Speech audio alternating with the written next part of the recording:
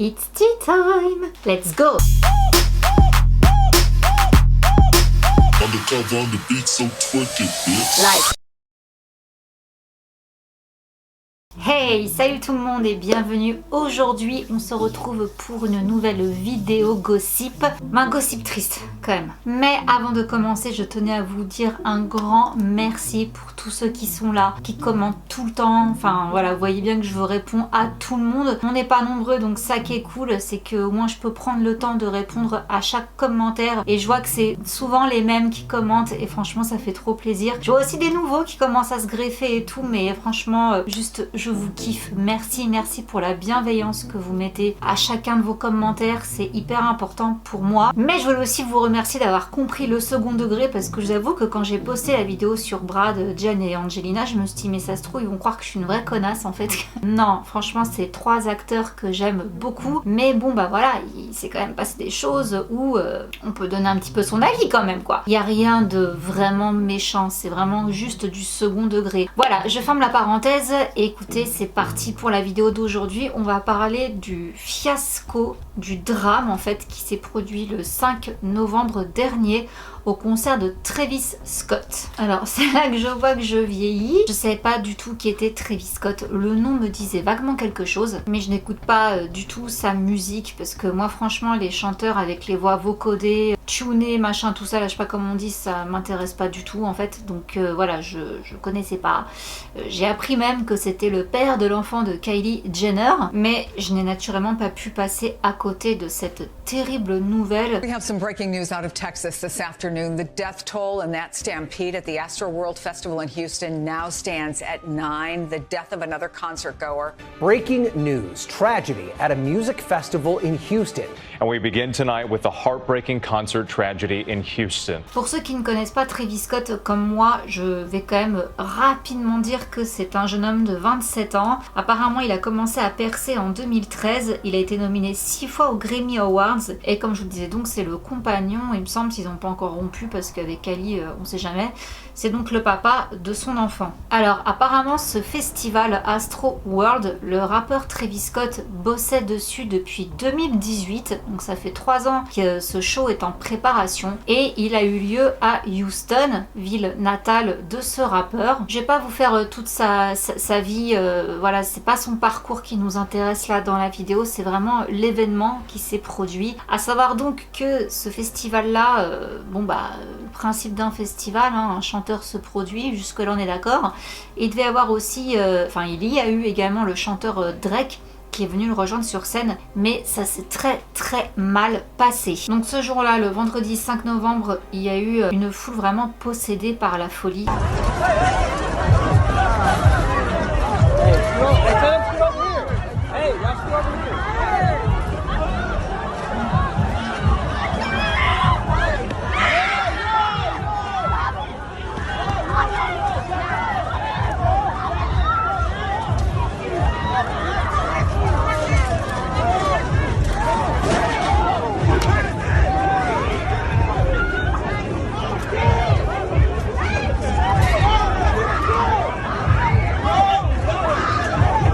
Déjà à l'entrée, pour moi, ça sentait très mauvais d'entrée de jeu quoi. Il y a juste à voir les images là que je vous fais défiler où c'est du grand n'importe quoi. Les gens se précipitent comme ça à l'entrée, ils cassent tout. Les types de la sécurité, alors eux c'est pareil, manque de professionnalisme total parce que ok ils sont en sous-nombre, ils ne sont pas du tout assez nombreux pour contenir une telle foule. Mais alors le coup de faire des croche-pieds aux gens, les pousser comme ça sans raison, c'est juste du grand n'importe quoi. Je ne sais pas où ils ont été chopés ces types-là. Je vais vraiment garder un avis très objectif dans cette vidéo parce que j'ai vraiment entendu beaucoup de choses contre Travis Scott. Donc j'ai pas voulu partir avec cet a priori, je me suis vraiment bien renseignée sur le sujet. Donc on va essayer d'être neutre de bout en blanc. Mais je vous garde quand même une partie théorie du complot satanisme pour la fin. Déjà, premier point, c'est que déjà Travis Scott sur ses réseaux sociaux, en fait, il avait vraiment appelé un maximum de personnes à venir à son festival et il les avait même encouragés à forcer, si possible, pour rentrer. Je trouve déjà pas ça très malin. Déjà, le premier point à noter. Donc le fait qu'il y ait autant de monde qui se soit pointé, ticket ou pas, parce que là, encore une fois, hein, vu comment c'est en train de se passer, je ne sais pas à quel moment les tickets d'entrée ont été vérifiés. Donc à mon avis, effectivement, ça a été en surnombre. Pas parce qu'il y a eu trop de places de vendues, mais parce qu'en effet, il y a beaucoup de gens, même sans place, qui sont pointés au festival. Le concert démarre et bon, là, c'est noir de monde, littéralement. On voit que les gens sont complètement sardinés, quoi, les uns contre les autres. Et naturellement, beaucoup n'arrivent pas à respirer, transpirent, ils étouffent et il commence à y avoir une espèce de sirène qui parcourt la foule. Alors là, impossible de savoir si c'est une sirène de pompiers qui a retenti à ce moment-là, parce que beaucoup disent que non, c'est un type en fait qui s'est promené dans la foule avec une sirène, et du coup ça a affolé les gens, et là il y a eu un mouvement de foule qui pour certains a été également incité par Travis Scott. On va revenir un petit peu sur Travis Scott après, sur le comportement qu'il a parfois dans d'autres concerts qu'il a eu par le passé. Donc voilà, c'est un peu le fouillis à ce niveau-là, mais toujours est-il qu'il y a eu un mouvement de foule. On a le chef des pompiers de Houston, Samuel Pena, qui témoigne. La foule a commencé à se presser vers le devant de la scène. Cela a créé un début de panique qui a provoqué des blessures. Les gens ont commencé à tomber, à perdre conscience, et cela a créé une panique supplémentaire. Une personne est tombée et les autres ont suivi comme des dominos, les unes sur les autres. Il y avait des corps empilés, on luttait pour remonter à la surface et respirer pour rester en vie. Donc comme vous le comprenez, hein, ce mouvement de foule a été littéralement mortel. Et ce que je ne comprends pas vraiment, en fait, c'est pourquoi le concert ne s'est pas arrêté. On voit sur des images des gens qui clament en masse de stopper le show. On a des gens qui sont montés sur scène pour parler aux caméramans, pour leur dire qu'il y avait des gens qui étaient en train de mourir dans la foule. Rien n'a été fait.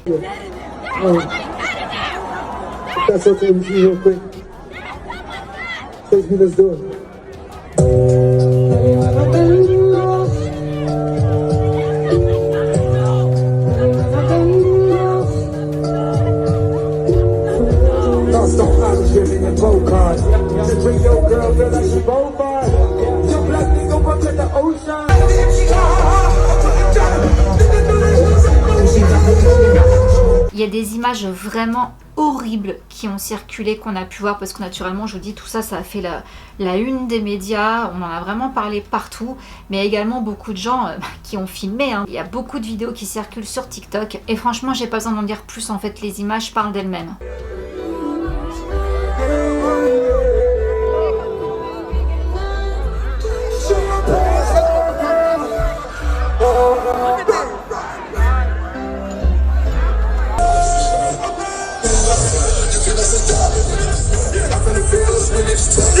Donc voilà, est-ce que vous voyez le délire? Ils sont carrément en train de faire des massages cardiaques aux gens dans la foule. Il y en a, on voit qu'ils arrivent même pas à sentir un pouls, du coup ils passent à quelqu'un d'autre. Beaucoup ont accusé Travis Scott de ne pas avoir annulé le show. Alors c'est vrai qu'il y a des scènes assez incroyable où on le voit en fait se tenir debout, où il a vu sur la foule, il est même, on dirait bien, hein, en train de regarder en direction d'une personne qui est en train de se faire évacuer de la foule. Elle est inconsciente et le type il continue à chanter.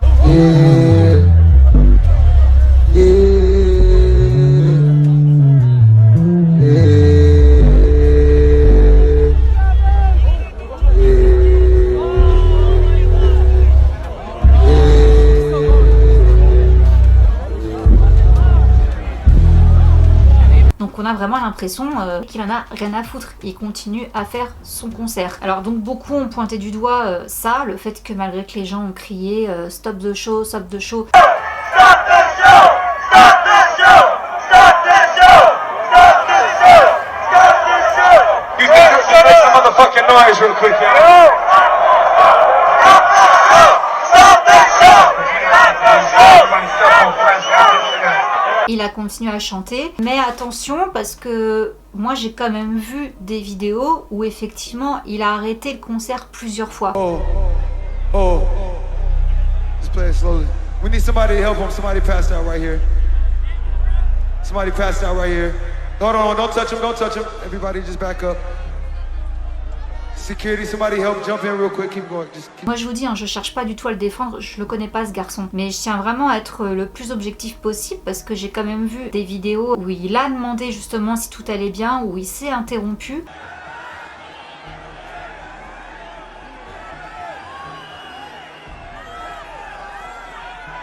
What the fuck is that? If everybody good, put a middle finger up in the sky. Okay, where my guy, man? Come on. 2 hands to the sky. 2 hands to the sky. 2 hands up, y'all. 2 hands up. Or, j'ai l'impression que dans les médias, il est très diabolisé sur le fait que il a pas arrêté le show. Je pense effectivement que quand on voit ça, on se dit mais faut juste arrêter le concert quoi. Mais certains ont dit que c'était peut-être pas non plus la bonne solution en fait d'arrêter le concert. Pour la simple et bonne raison que si Travis avait net stoppé le concert, ça aurait pu redéclencher un mouvement de panique et peut-être qu'à ce moment-là, du coup, les pompiers qui étaient dans la foule en train d'essayer de récupérer les gens inconscients n'auraient peut-être pas pu du coup bien faire leur travail. Est-ce que la foule en voulant se disperser pour laisser passer ou quoi, ça aurait pas créé d'autres mouvements de foule plus loin? On sait vraiment pas trop comment se positionner parce qu'en soi des malaises dans des concerts, il y en a toujours eu. C'est très compliqué d'arriver à vraiment trancher sur cette question. Toujours est-il que en tout cas le bilan a été vraiment mortel. Il y a eu plus de 300 blessés, 23 personnes hospitalisées dont 5 avaient moins de 18 ans. Sur les 25 personnes transportées à l'hôpital, 11 ont subi un arrêt cardiaque et le bilan des morts, il y en a eu 10. Alors il y a une jeune femme par exemple de 22 ans qui elle n'est pas morte au festival parce qu'il y en a qui sont morts sur place. Elle est morte le jeudi, presque une semaine après elle a succombé à ses blessures. Il y a quand même eu un petit garçon de 9 ans qui est décédé quoi. Ça a choqué tout le monde qu'un enfant meure dans un festival. D'accord, hein, on va pas du tout remettre en question, ça on est bien d'accord. Mais moi ce qui m'a le plus choqué c'est que je me suis dit mais qu'est-ce qu'il foutait là à 9 ans? Enfin moi en fait c'est surtout ça qui me tue quoi. Dans un festival, un enfant n'a rien à faire. Les 9 autres victimes avaient entre 14 et 27 ans. Donc on a pu toutes les identifier au fil des jours parce que en fait toutes ces infos n'ont pas été relayées le jour même. Juste après le concert, Travis Scott il est parti avec Drake se faire un after et en fait c'est le lendemain qu'ils ont appris pour les décès. Du coup, suite à vraiment cette tragédie épouvantable, il y a eu des dizaines de plaintes qui ont été déposées contre les organisateurs du concert. Les autorités elles enquêtent encore sur les circonstances du drame et bon déjà il y a eu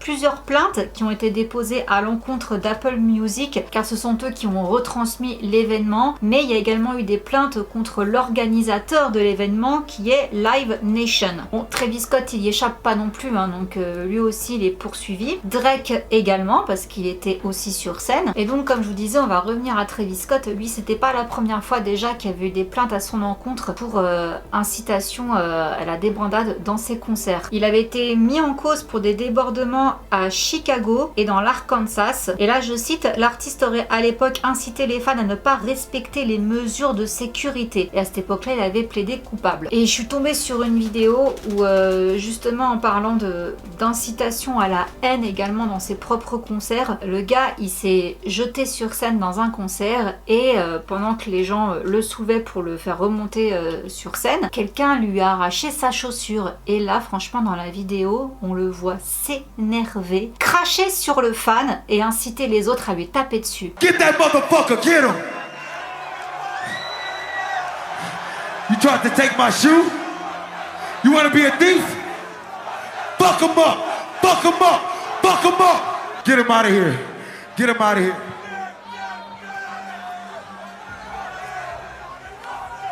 Boo! Boo!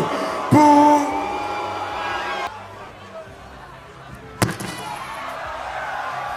C'est quoi ton délire? Donc comme je vous dis, moult plaintes, mais celle qui fait le plus mal, c'est la dernière nouvelle action en justice en fait qu'il y a eu, où là on demande 2 milliards de dollars de dommages et intérêts à Travis Scott, Drake, Live Nation, Apple, au nom de 282 plaignants liés à la tragédie meurtrière du festival Astroworld. Donc cette plainte a été déposée par l'avocat Thomas G. Henry. Il serait également en pourparlers pour ajouter 120 autres personnes à la plainte. Il a fait un communiqué, et dans ce communiqué il dit, je cite, « Les accusés étaient prêts à gagner des sommes exorbitantes grâce à cet événement et ils ont quand même choisi de réduire les coûts et de mettre les participants en danger. Ceux qui ont été blessés sont encore très traumatisés parce qu'ils ont dû marcher sur des cadavres. Ils n'avaient pas le choix parce qu'il n'y avait nulle part où aller. Ces gens étaient pris au piège. Le mouvement de foule était si intense et si dur, ils ne pouvaient même pas respirer, ils ne pouvaient pas sortir. » Concernant donc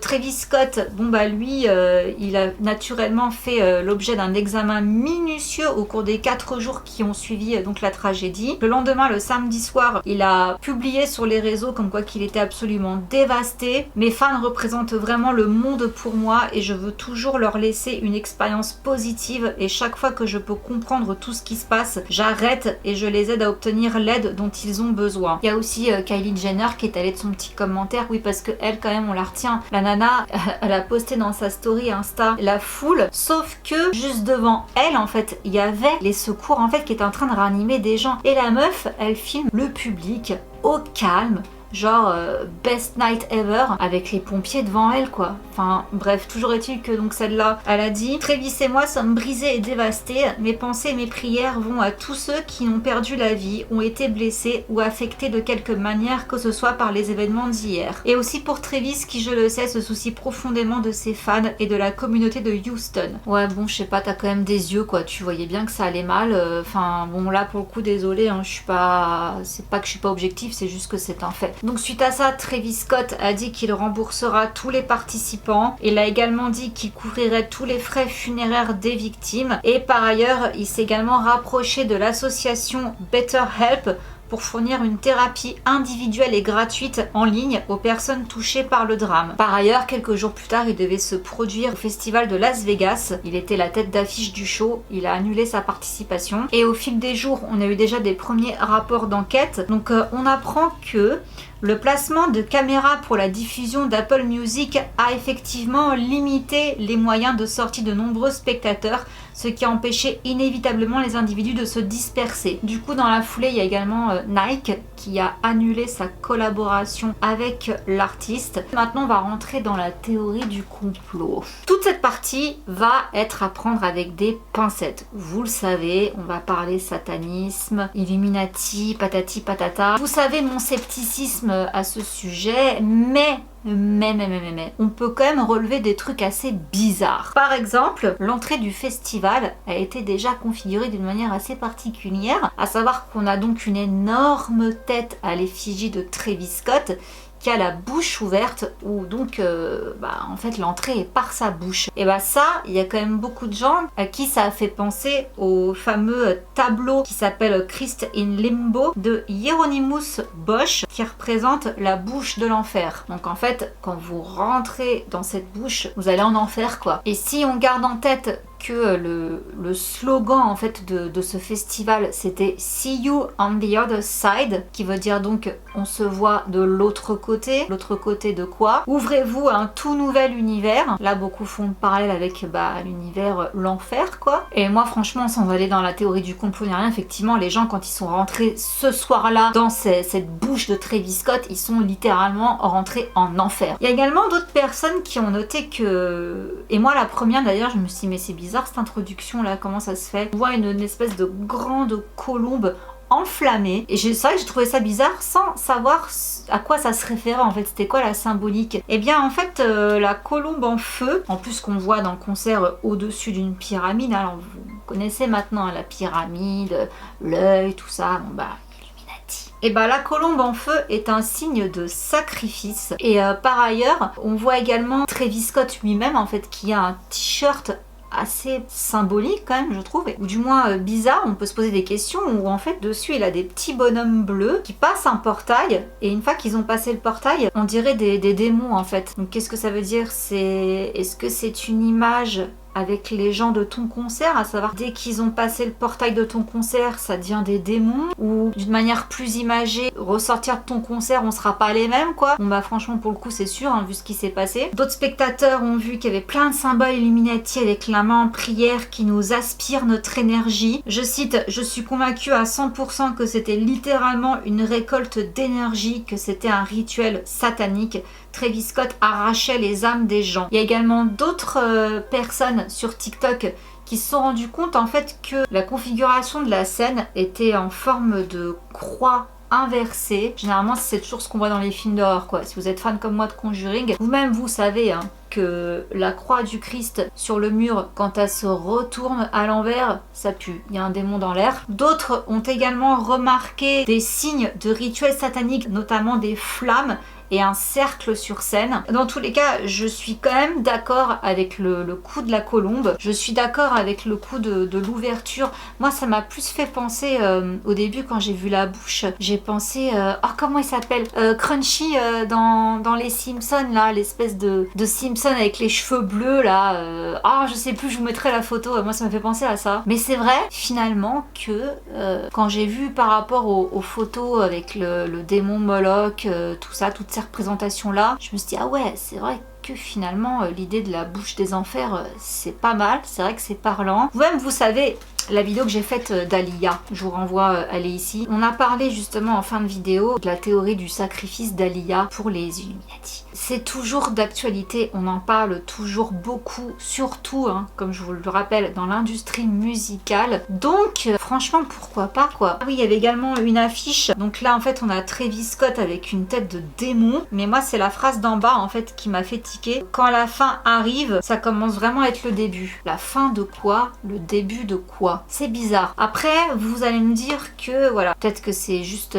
une image, un délire, un univers, parce que bon, déjà, le nom du festival Astro World, il y a tout un concept derrière quoi, je veux bien. Mais ce que je constate en tout cas, c'est que même si admettons, c'était pas un vrai rituel en tous les cas, c'était juste un genre, bah même ça me dérange en fait. Même ça en fait, je trouve ça bizarre. Pourquoi avoir besoin toujours de donner une certaine dimension démoniaque par rapport à la musique en fait, je comprends pas. Et c'est vrai que je m'étais beaucoup intéressée sur le satanisme dans l'industrie musicale à une époque. Si ça vous intéresse, dites-moi, hein, si vous voulez un jour que je fasse une vidéo sur les Illuminati et le satanisme dans l'industrie musicale américaine, je la ferai avec plaisir, je me replongerai dans mes recherches. À ce qui paraît, c'est lors de concerts qu'on peut vraiment faire le mieux des offrandes en fait, parce que justement tous les gens sont réunis là, il y a une grosse énergie, donc si ce n'est pas vrai, donc si c'est juste un genre, pourquoi? En quoi adorer le diable c'est fun? Donc voilà les amis, bah écoutez, je vous dis moi cette histoire là m'a franchement énervée quoi, parce que quand j'ai regardé toutes les vidéos, tous les infos, les news et tout, je me dis mais c'est quoi ce délire quoi? Dites-moi ce que vous en pensez hein. En tous les cas, j'espère que la vidéo vous a plu. La semaine prochaine on va parler de quelqu'un, alors attention là je vais retrousser mes manches, ça fait un bail que je voulais faire une vidéo sur lui et là en ce moment ça revient un peu au goût du jour par rapport à un événement. Je vous dis rien de plus, vous verrez. En tous les cas, n'hésitez pas à mettre le petit pouce, le petit comme, ça encore mieux, comme ça on débat ensemble. Et bah ceux qui débarquent, qui ne me connaissent pas, n'hésitez pas à vous abonner. Je suis là tous les dimanches et tous les mercredis avec le trait d'horreur. Donc voilà, sur ce, je vous fais plein de gros bisous, je vous aime fort et je vous retrouve la semaine prochaine. Mouah. Bisous, ciao. Undercover on the beat, so twerk it, bitch. Like.